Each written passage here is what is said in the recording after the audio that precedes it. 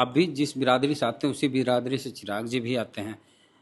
पासवान समाज के लोग चिराग पासवान के पीछे दीवाना हैं, उनके फैन हैं, और जहाँ चिराग जी कहते हैं पासवान समाज आंख मूंद के वहाँ वोट करता है और कहता है कि भाई हमारे समाज का इतना बड़ा नेता है, हमारे समाज की इतनी बड़ी पार्टी है, कैसे छोड़ दें।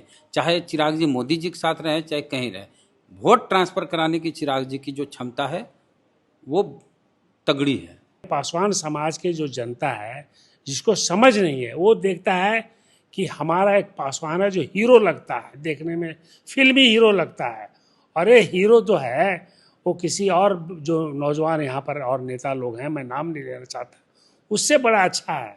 तो हम क्यों नहीं उसको वोट दें, चाहे वो हमारे लिए करे या ना करे, या मनुवादी सिस्टम को ही लिया है, कोई बात नहीं। हम फिर से ब्राह्मणों का पैर छूते रहेंगे, लोगों को मजदूरी करते रहेंगे, वही सिस्टम आ जाएगा जो बाबा साहब के अंबेडकर साहब ने जो संविधान लाया था। तो ऐसे लोगों को मैं क्या बोल सकता हूँ? अशिक्षित, अनपढ़, गंवार, यही बोल सकता हूँ। किसको समझ नहीं कि किसको चाहिए, किसके तरफ चाहिए। अगर उनको ये समझ नहीं है, खाली सूरत शक्ल देख करके आप अगर चिराग जी के साथ हैं, तो डेमोक्रेसी है वो अनपढ़ों के द्वारा होता है और अनपढ़ों के लिए ही होता है। मुझे तो कभी कभी ये जो बात है, बड़े बड़े पॉलिटिशियन जो कह कर गए, जो विद्वान लोग, वो सही बात कह कर गए, तो यही लगता है। पूरा पासवान का दिमाग में पता नहीं क्या है कि चिराग जी चिराग लेके आए हैं हमको घर में दिया जलाने। मंत्री जी का बेटा आप हैं इसलिए मंत्री, एमपी भी बन गए, मंत्री भी बन गए। अपने आप को तो हनुमान बोलते हैं ना, तो अब हनुमान जी। केंद्रीय मंत्री और लोक जनशक्ति पार्टी रामविलास के नेता चिराग पासवान ने कहा है कि जातीय जनगणना हो लेकिन उसके आंकड़े सार्वजनिक नहीं हो। जो मोदी की सरकार ने निर्णय लिया है कि पूरे देश में जातीय जनगणना भारत की सरकार करवाएगी, उस पर चिराग पासवान का ऐसा बयान आया है कि मतलब जातीय जनगणना हो लेकिन लोगों को पता नहीं चले कि कितनी किसकी आबादी है, SC ST OBC माइनॉरिटी हो, अगड़ी जात हो। ऐसा चिराग पासवान क्यों कह रहे हैं ये वही जानेंगे। लेकिन वही चिराग पासवान जब बिहार में जाति आधारित गणना हुई थी तब कह रहे थे कि हमारी पासवान बिरादरी को कम गिना गया, जितनी हमारी आबादी है उतना नहीं दर्शाया गया। तो चिराग पासवान एक और बयान दिए हैं कि हम भाई बिहार आना चाहते हैं, बिहार हमें बुला रहा है। तो इस मुद्दे पे बात करने के लिए हमारे साथ डॉक्टर पद्मश्री डॉक्टर जगदीश प्रसाद जी हैं, जो अब कांग्रेस पार्टी में शामिल हो गए हैं। पहले अपनी इनकी पॉलिटिकल पार्टी थी। तो सर, चिराग पासवान जो बोले हैं, और आप भी चूंकि पासवान बिरादरी से आते हैं, तो क्या कहेंगे कि चिराग जी ऐसा क्यों बोल रहे हैं कि भाई जातीय जनगणना हो लेकिन सार्वजनिक नहीं किया जाए, पब्लिक डोमेन में नहीं लाया जाए आंकड़े। अभी जो इन्होंने चिराग जी ने जो बयान दिया है, या तो इनको सोच नहीं है कि आखिर में जनगणना किस लिए कराया जा रहा है। इनको पता होना चाहिए कि जनगणना इसलिए कराया जा रहा है कि आज जितने ऊंचे पद पर हैं एडमिनिस्ट्रेशनली, उसमें ना बैकवर्ड का प्रॉपर रिप्रेजेंटेशन है, ना शेड्यूल कास्ट का रिप्रेजेंटेशन, ना शेड्यूल कास्ट का ट्राइब का है। यानी 95% पोस्ट जो 1% 2% जो अपर कास्ट के लोग हैं वो ऑक्यूपाई किए हुए हैं। और जब तक इन पदों पर इन लोगों को नहीं दिया जाएगा प्रॉपर रिप्रेजेंटेशन, तब तक सामाजिक, आर्थिक और राजनीतिक क्षमता नहीं आ पाएगी। और राजनीतिक क्षमता, ये तीनों क्षमता लाने के लिए ज़रूरी है कि जाति जनगणना हो और सबों को पता चले कि हमारे समाज कितना पिछड़ा हुआ है। क्योंकि इसमें सिर्फ ये नहीं गिना जाता कि 500 करोड़ या 100 करोड़ या 1 करोड़ फलना जाती, इसमें देखा जाएगा कि इनकी आर्थिक स्थिति क्या है, इनकी शैक्षणिक स्थिति क्या है। तो ये चिराग जी का कहना कि सार्वजनिक नहीं हो, ये बहुत ही गलत बात है। इनकी गलत सोच है, या सोच ही नहीं है, या अपने मन से नहीं बोल रहे हैं। ये मुझे नहीं समझ में आता कि ऐसा क्यों बोल रहे हैं। अपने मन से नहीं बोल रहे थे, किसके मन से बोल रहे हैं? अब पता नहीं, हनुमान है, हो सकता राम ने बोला हो, मुझे कहना मुश्किल है। क्योंकि अपने आप को तो हनुमान बोलते हैं ना, तो अब हनुमान जी तो संवाद ही पहुंचाते हैं, तो ये कहना मुश्किल है कि वो किसका वर्ड कह रहे हैं। क्योंकि मुझे तो पूरी की पूरी भारतीय जनता पार्टी पर शक है कि वो ये जनगणना कब कराएगा। 2021 में होना था। अगर मन सच्चा होता तो जब कैबिनेट में डिसीजन लिया गया तो उसी समय कह दिया जाता कि मैं इतने तारीख से जनगणना शुरू करवा रहा हूँ और इतने तारीख को जनगणना खत्म कर दूंगा, तब तो मैं भारतीय जनता पार्टी के मंशा को समझता कि उनकी मंशा सही है। 2026 में शुरू हो, ऐसा उन्होंने कहा है? खबर आई है। नहीं, कहा है कि नहीं कहा है? देखिए, बात है कि खबर आना अलग बात है और डिसीजन होना अलग बात है, समझे कि नहीं? क्योंकि 2014 से हम भारतीय जनता पार्टी का जुमला हम लोग सब लोग देखते आ रहे हैं, पूरे देश को मालूम है जुमला, ये जुमला पार्टी है, जुमला बात करता है, जो बोलता हो कभी नहीं करता। बिहार को ही ले लीजिए, 3 बार इलेक्शन हुआ, बिहार को हम स्पेशल दर्जा देंगे, नीतीश जी बने, गए मांगने कि हमको स्पेशल दर्जा दिए, नहीं दिए। अभी एक नेता, बड़े नेता यहाँ आए, बोले कि हम बाढ़ को ही रोक देंगे। अरे तो 18 साल से आप लोग क्या कर रहे थे भाई? आप 18 साल से बाढ़ के लिए नहीं कुछ किए, अभी क्या करने वाले हैं? आप ही के राज में चीनी मिल बंद हुआ, आप ही के राज में कपास मिल बंद हुआ, आप ही के राज में कोई इंडस्ट्री नहीं आया, तो अभी क्या जुमला दिखा रहे थे? ये भी एक तरह से जुमला ही है, जब तक ये अनाउंस नहीं करते। अगर इनका मन सच्चा है तो बता दें। मंत्री जी का बेटा आप हैं, इसलिए मंत्री MP भी बन गए, मंत्री भी बन गए। यहाँ पर पासवान लोग कितना है जो बेचारा आपका अपना जमुई तो हम घूम चुके हैं। आपका जमुई में आपने स्कूल भी देखने का कोशिश नहीं किया कि जहाँ पर शेड्यूल ट्राइब के बच्चे पढ़ते हैं, वहाँ पर टीचर ही नहीं है। वहाँ का अस्पताल देख लीजिए, वहाँ पर एक हड्डी का इलाज नहीं हो सकता, एक हर्निया का ऑपरेशन नहीं हो सकता, कोई ऑपरेशन थिएटर नहीं है।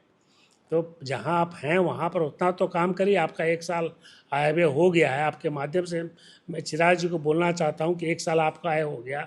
पूरा पासवान का दिमाग में पता नहीं क्या है कि चिराग जी चिराग लेके आए हैं हमको घर में दिया जलाने, लेकिन अभी तक आपने न फूड प्रोसेसिंग में कुछ काम किया और न कहीं और काम किया। तो मैं आपको क्या बोलूँ? और आपकी ये सोच कि इसको बाहर नहीं किया जाए, अरे कुछ तो अपना, जो पासवान साहब जितना बोलते थे उतना तो नहीं बोल सकते, तो 10% बोलिए।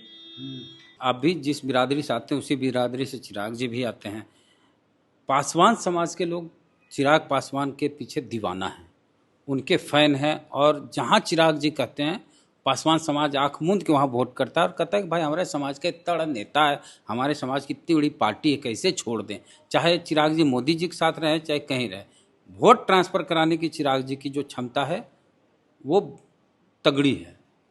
देखिए, आपके माध्यम से इसे बोलना चाहता हूँ कि हम तो गांव में घूमे, तो लोगों ने कहा कि मोदी जी हमको 5 किलो अनाज देते हैं तो हम मोदी जी को वोट देंगे। अब इतना हमारे देश की जनता अनपढ़ है कि उनका फूड राइट है, सरकार को एहसान नहीं कर रही, सरकार को फूड देना ही देना है। तो जनता हमारे यहाँ के नासमझ हैं, अनएजुकेटेड है, समझ नहीं पाते। उसी तरह से जो आप बोल रहे हैं, पासवान समाज के जो जनता है जिसको समझ नहीं है, वो देखता है कि हमारा एक पासवान है जो हीरो लगता है, देखने में फिल्मी हीरो लगता है, और ये हीरो जो है वो किसी और जो नौजवान यहाँ पर और नेता लोग हैं, मैं नाम नहीं लेना चाहता, उससे बड़ा अच्छा है। तो हम क्यों नहीं उसको वोट दें, चाहे वो हमारे लिए करे या ना करे, या मनुवादी सिस्टम को ही लिया है, कोई बात नहीं। हम फिर से ब्राह्मणों का पैर छूते रहेंगे, लोगों को मजदूरी करते रहेंगे, वही सिस्टम आ जाएगा जो बाबा साहब के अंबेडकर साहब ने जो संविधान लाया था। तो ऐसे लोगों को मैं क्या बोल सकता हूँ? अशिक्षित, अनपढ़, गंवार, यही बोल सकता हूँ। किसको समझ नहीं कि किसको चाहिए, किसके तरफ चाहिए। अगर उनको ये समझ नहीं है, खाली सूरत शक्ल देख करके आप अगर चिराग जी के साथ हैं, क्योंकि मैं तो देखा 10 साल चिराग जी रहे जमुई का मेंबर ऑफ पार्लियामेंट, मैंने उनके एरिया को देखा कि वर्स्ट डिस्ट्रिक्ट इन बिहार इस जमुई, इससे खराब डिस्ट्रिक्ट कोई हो नहीं सकता है। और फिर भी जमुई में उनके जो बहनोई थे उनको जिताया। तो इस पर मैं क्या कमेंट करूं, पासवानों पर, चाहे गरीबों पर, चाहे बिहार के जनता पर। ये पॉलिटिक्स ही इतना गंदा है कि असल कहा जाता है कि जो डेमोक्रेसी है वो अनपढ़ों के द्वारा होता है और अनपढ़ों के लिए ही होता है।